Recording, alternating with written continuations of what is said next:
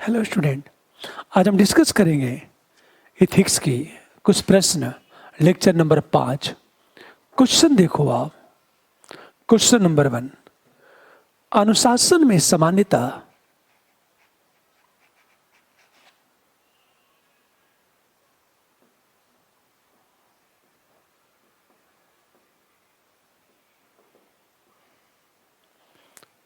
आदेश पालन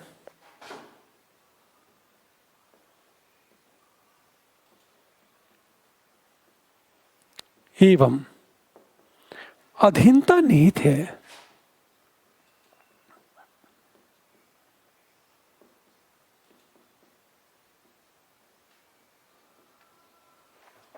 फिर भी यह संगठन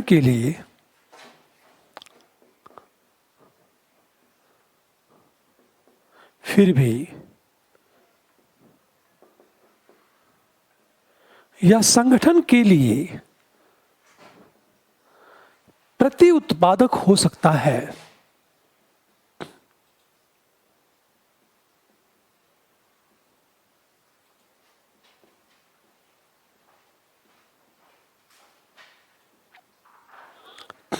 चर्चा करें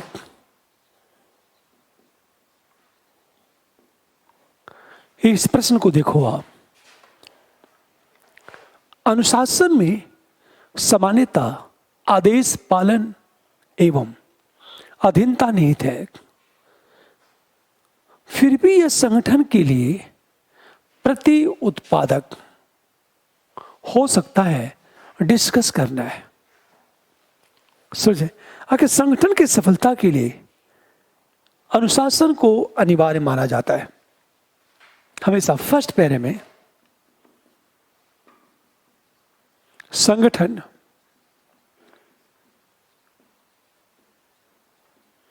की सफलता के लिए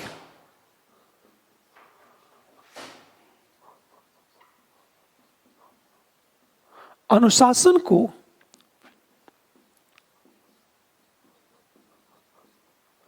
अनिवार्य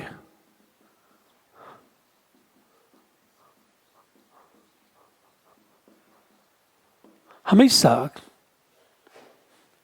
क्यों माना जाता है? क्योंकि अनुशासन से एक तो प्रतिबद्धता की बात,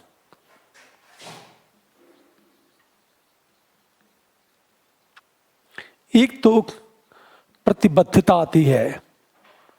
संगठन के प्रति प्रतिबद्धता, समयबद्धता, मतलब हम तीसरी चीज बात करें, दक्षता का अधिकतम उपयोग।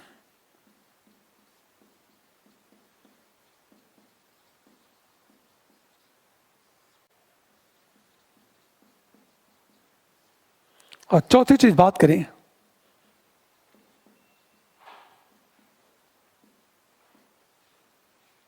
संतुष्टि।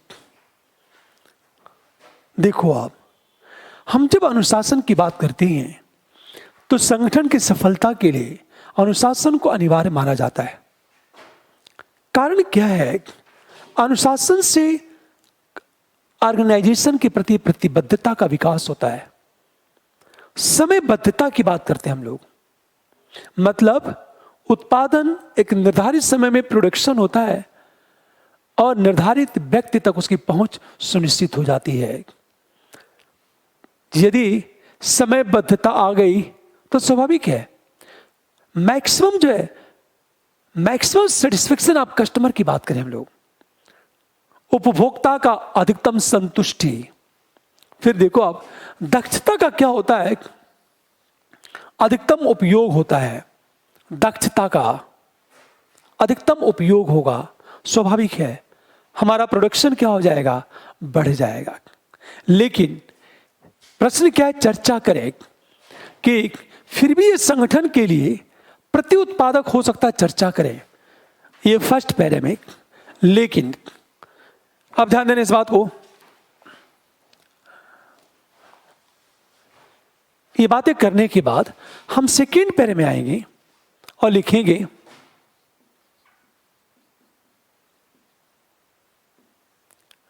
अनुशासन में सामान्यतः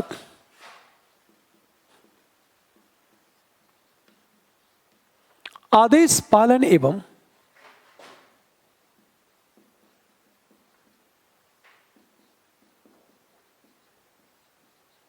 अधीनता निहित है, फिर भी यह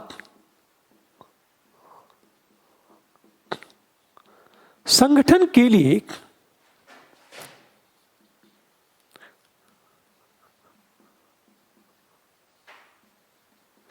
काउंटर प्रोडक्शन प्रत्युत्पादक हो सकता है।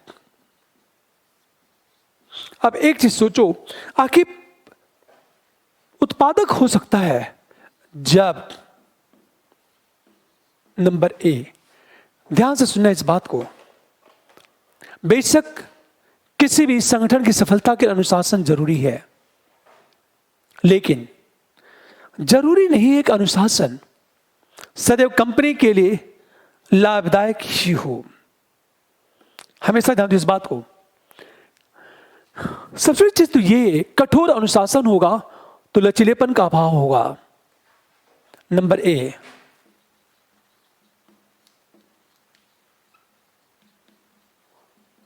कठोर अनुशासन से क्या होगा? लचीलेपन का अभाव, फ्लेक्सिबिलिटी में कमी।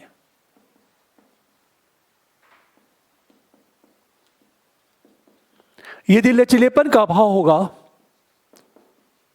वैचारिक स्वतंत्रता एवं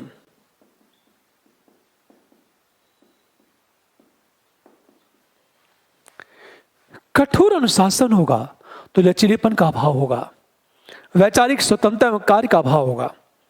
स्वाभाविक है, संगठन के प्रति आक्रोश पैदा होगा, प्रतिबद्धता का अभाव होगा।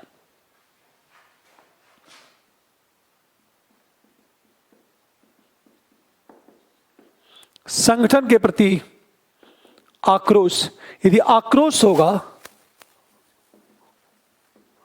प्रतिबद्धता का अभाव। संगठन के प्रति प्रतिबद्धता, संगठन के प्रति प्रतिबद्धता का अभाव होगा। यदि प्रतिबद्धता का अभाव होगा तो स्वाभाविक है उत्पादन में गिरावट आ जाएगी। कठोर अनुशासन हुआ तो लचीलेपन का अभाव होगा। जैसे एक वर्कर्स है, आपने एकदम टाइम फिक्स कर दिया, 10 बजे आना है तो आना है, 10 बजे आना है, 10:01 पर हुआ तो आपके 1 मिनट की सैलरी काटी जाएगी या आप पर आर्थिक दंड लगेगा। तो अब उस कर्मचारी के अंदर क्या होगा? उस ऑर्गेनाइजेशन के प्रति जो इमोशनल अटैचमेंट है वो समाप्त हो जाएगा। तो कठोर अनुशासन से लचीलेपन का अभाव होगा, वैचारिक स्वतंत्रता में कार्य का अभाव होगा, संगठन के प्रति आक्रोश पैदा होगा, संगठन के प्रति प्रतिबद्धता का अभाव होगा, उत्पादन में गिरावट आएगी। कई बार क्या होता है, कठोर अनुशासन से आम पर चोट पहुंचती है। हमेशा ध्यान दो इस बात को। यह तो पहला पॉइंट। यह प्रति उत्पादक कैसे हो सकता है? नंबर बी, कई बार क्या होता है, जब कठोर अनुशासन की बात की जाती है तो कर्मचारियों के अहम पर चोट पहुंचती है।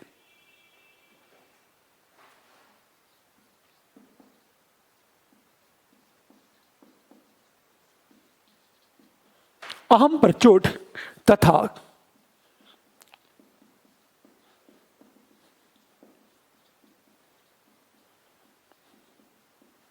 इसका परिणाम क्या होता है कि भावनात्मक लगाव समाप्त।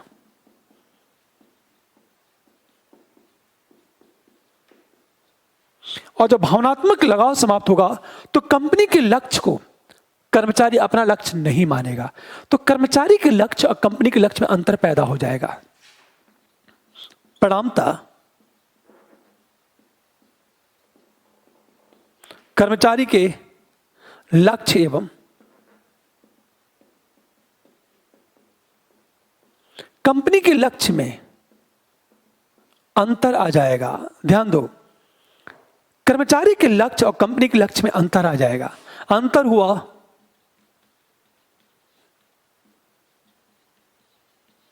तो उत्पादन में गिरावट आ जाएगी। इसे कई बार सबसे बड़ी चीज तो ये है कि कठोर अनुशासन से आदेश कर्मचारियों की भावनाओं को की उपेक्षा कर दी जाती है।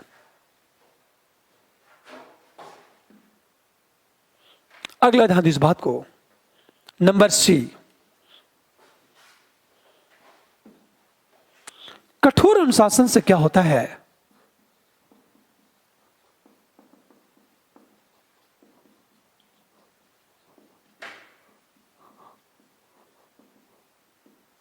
भावनाओं की उपेक्षा।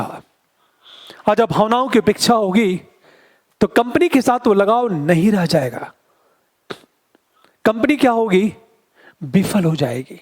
या ये कहा जाए, कई बार क्या होता है, आप टाइम की बात कर दी आपने, तो कई बार कठोर अनुशासन कर्मचारियों की स्वतंत्रता में बाधक प्रतीत होता है।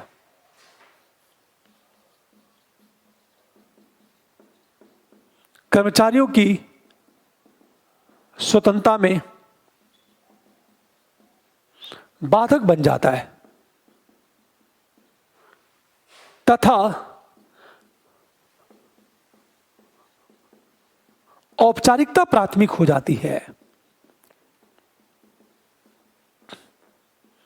जैसे एक छोटा सा एग्जांपल है, जैसे मान लीजिए मैं फॉर्मल हूं तो सुबह 10 बजे ऑफिस में जाऊंगा, 4 बजे तक ऑफिस में रहूंगा। ऑफिस चाहे घाटे में जाए चाहे प्रॉफिट में, मुझसे कोई लेना देना नहीं है। मुझे तो एक फिक्स इनकम प्राप्त हो रही है। मैं इतना 10 बजे पहुंच गया, 4 ज्यों बजा, मैं घड़ी का वेट करूंगा, वो 4 बजने वाला है, ज्यों 4 बजा मैं बाहर निकल जाऊंगा। कठोर अनुशासन से क्या होता है? कर्मचारियों की स्वतंत्रता में बाधक बन जाता है तथा औपचारिकता प्राइमरी हो जाती है, फॉर्मेलिटी प्राइमरी हो जाती है। फिर उसका क्या परिणाम होगा? अब एक प्रश्न, ये सेकेंड चर्चा करना है, कैसे काउंटर प्रोडक्शन की बात करें हम लोग, लेकिन लाभदायक हो सकता है ये अनुशासन का पालन करते समय विचार विमर्श को महत्व दिया जाए। हम 3rd पैरे में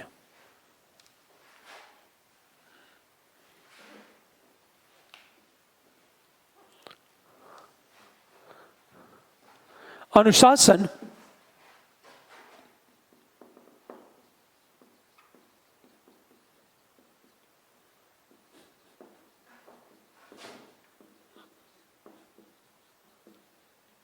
हमेशा ध्यान दो, अनुशासन से उत्पादन में वृद्धि तभी जब, पहली चीज देखो, अनुशासन का पालन करवाते समय विचार विमर्श,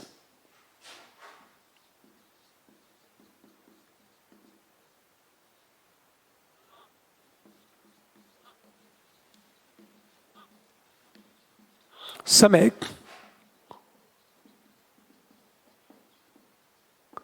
विचार विमर्श हो, किससे? कर्मचारियों से विचार विमर्श हो। यदि विचार विमर्श होगा तो स्वाभाविक है सहभागिता होगी। कर्मचारियों की सहभागिता होगी तो कंपनी या संगठन के प्रति लक्ष्य को, अपना लक्ष्य,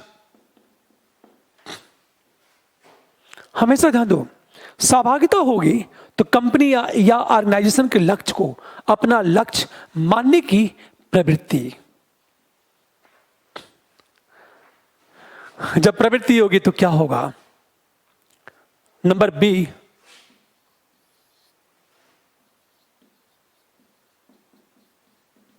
अनुशासन का पालन करवाते समय, ये बात हमेशा ध्यान दो, अनुशासन का जो पालन है, अनुशासन का पालन करवाते समय क्या करना होगा? अनुशासन का पालन करवाते समय चीज कि कर्मचारियों के सम्मान का ध्यान देना होगा।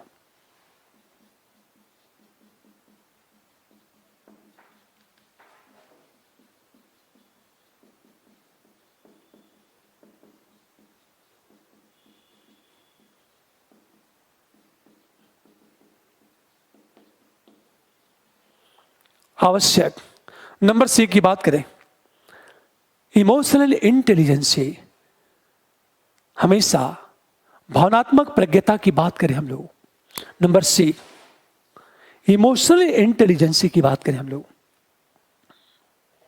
कि इमोशनल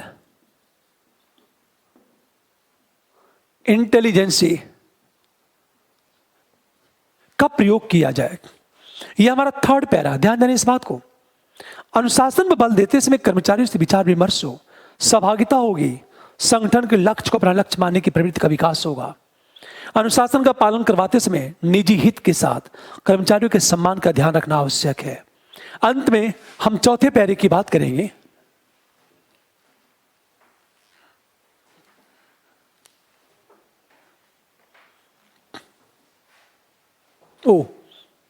हम चौथे पैरे की बात करेंगे। और चौथा पैरा क्या, देखो आप, फोर्थ पैरा हमारा निष्कर्ष आएगा। हम सीधे कहेंगे सेना में अनुशासन सदैव उत्पादक होता है, लेकिन अन्य ऑर्गेनाइजेशन में उत्पादन अनुशासन सदैव उत्पादक नहीं हो सकता।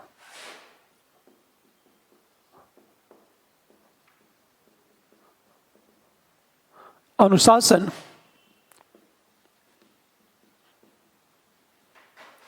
सदैव उत्पादक होता है, किंतु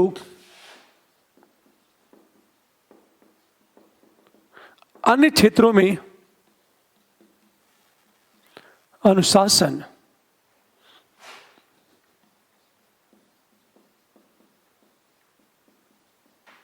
सदैव उत्पादक नहीं हो सकता है। आंसर क्लोज हमारा। अगला क्वेश्चन देखो आप, सबसे बड़ी चीज, अगला प्रश्न देखो आप, व्यवसायिक क्षमता के साथ नैतिक होना भी किस प्रकार महत्वपूर्ण है?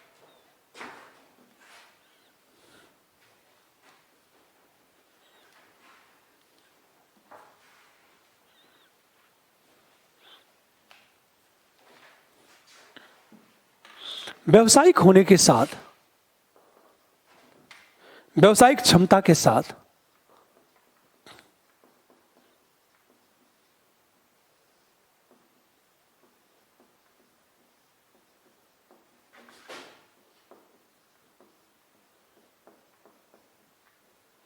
नैतिक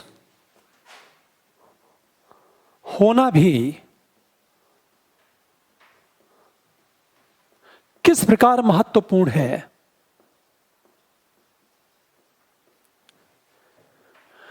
एक सिंपल प्रश्न देखो जरा। हमेशा जब आंसर चलेगा तो हम क्या कहेंगे? बेहतर परिणाम किसी भी व्यवस्था का, व्यवसाय का उद्देश्य होता है।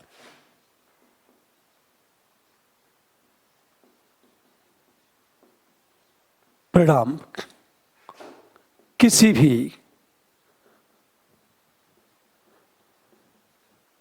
व्यवसाय का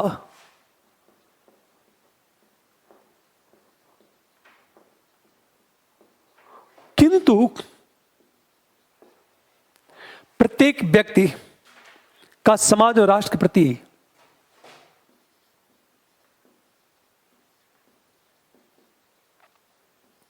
का समाज एवं राष्ट्र के प्रति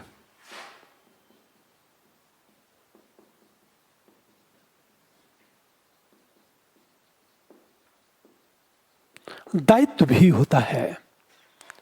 यह ध्यान से सुनो इस बात को, जिसे केवल व्यवसायिक क्षमता से प्राप्त नहीं किया जा सकता।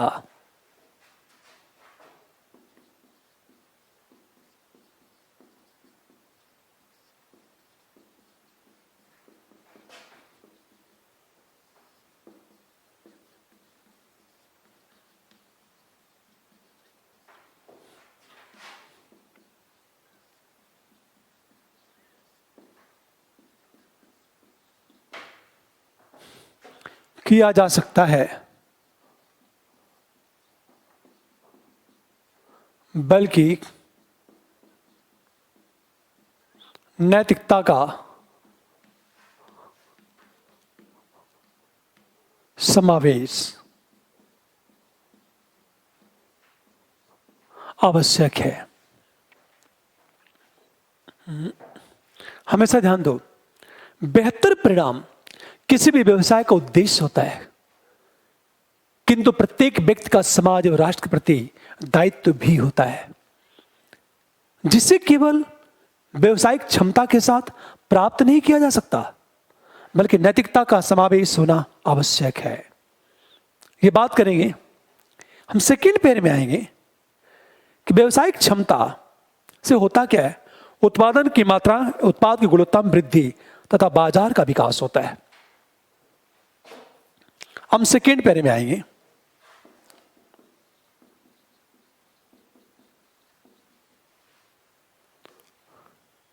व्यवसायिक क्षमता से होता क्या है।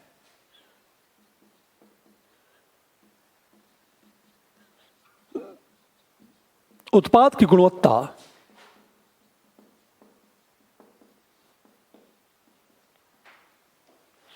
वृद्धि के साथ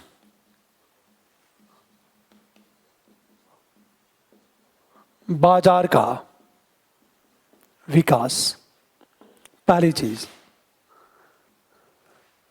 मतलब प्रोडक्ट की क्वालिटी और क्वांटिटी दोनों बढ़ जाती है, प्रतिस्पर्धी क्षमता का विकास होता है।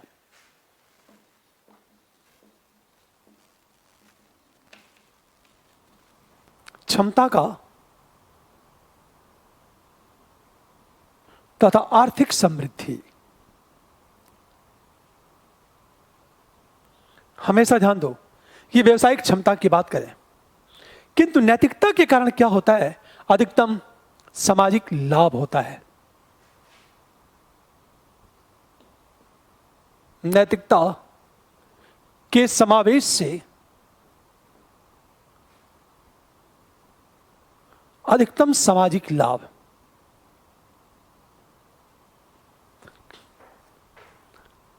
यह सेकेंड पैरा में। आप ध्यान देना इस बात को।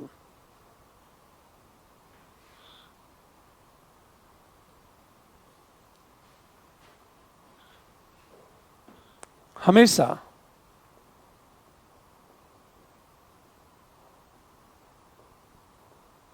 क्षमता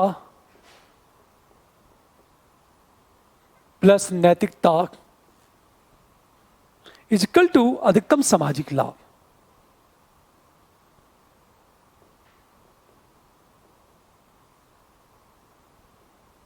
हमेशा व्यवसायिक क्षमता प्लस नैतिकता इज इक्वल टू अधिकतम सामाजिक लाभ।